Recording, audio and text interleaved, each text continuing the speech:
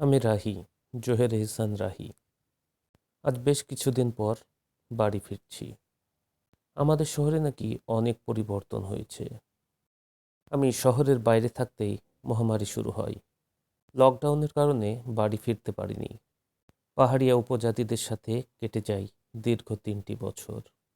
সুদীর্ঘ 3টি বছর পর শহরে ফিরে দেখি আমূল পরিবর্তন হয়েছে শহরের।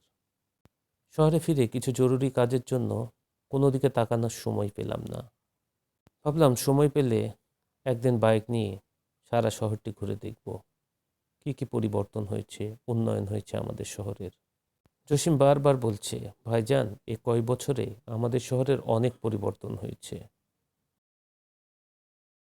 বিকেলবেলা আমি ভাবলাম আজ একটু শহরটি ঘুরে দেখি। বাইকের কাছে যেতেই কাউসারের কথা মনে পড়ল।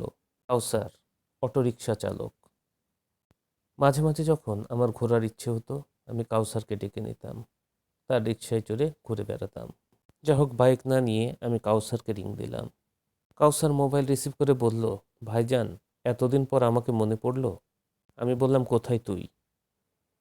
কাউসার একটু হাসলো, হেসে বলল, কোথায় যাবেন? আমি বললাম, আয় তো আগে।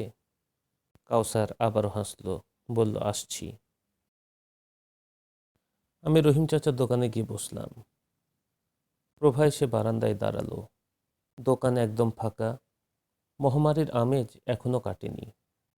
আজ প্রভাকে অপূর্ব সুন্দর লাগছে। সে কিন্তু তেমন রূপচর্চা করে না, তবু আজ অপূর্ব সুন্দর লাগছে প্রভাকে। আভা এসে বোনের পাশে দাঁড়ালো।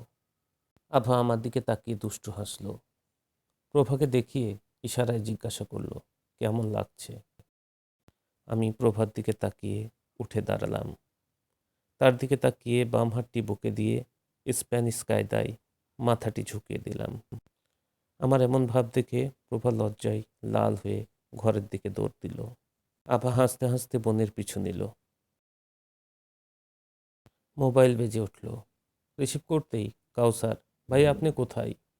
আমি বললাম, তুই কোথায়? রাস্তার দিকে এগিয়ে গেলাম। কিছু দূর এগোতেই দেখি দূরে এক গাছের নিচে গাড়ি নিয়ে দাঁড়িয়ে আছে কাউসার। আমি তার দিকে এগোতেই সে ভো করে গাড়ি নিয়ে আমার সামনে হাজির হলো। আমি গাড়িতে উঠে বসতেই কাউসার আমাকে বলল, কোন দিকে যাব ভাই? আমি বললাম, আমি তো শহরে ছিলাম না। আমাদের শহরে কি কি নতুন হয়েছে তা দেখবো বলেই তোকে রিং দিয়ে ডেকেছি। কাউসার কোনো কথা না বলে গাড়ি ছুটালো। শীতের রাত, কুয়াশার চাদর যেন আমাদের গোটা শহরটিকে আবৃত করে নিয়েছে। 5 হাত দূরেই কিছু দেখা যাচ্ছে না, তবে আমাদের শহরটিকে এত সুন্দরভাবে লাইটিং করা হয়েছে যে এই অন্ধকার কুয়াশার মাঝেও দেখতে সুন্দর লাগছে। আমরা ঘুরতে ঘুরতে অনেক রাত করে ফেললাম। রাস্তার একপাশে একটি ফাঁকা মাঠ, লোকালয় থেকে বেশ অনেক দূরে, ঝোপঝাড়ে পরিপূর্ণ। জায়গাটি আমি চিনি। হঠাৎ কাউসার সেখানে গাড়ি থামালো। থামিয়ে বলল, ভাইজান আপনাকে একটা জিনিস দেখাবো।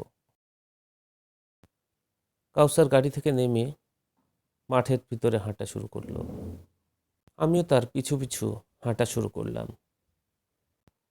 মাঠে অন্ধকারে কিছু দেখা যাচ্ছে না, তবুও বোঝা যাচ্ছে মাঝে মাঝে কোনো কোনো জায়গায় গর্ত চোখে পড়ছে। খুব সাবধানে পথ চলতে হচ্ছে।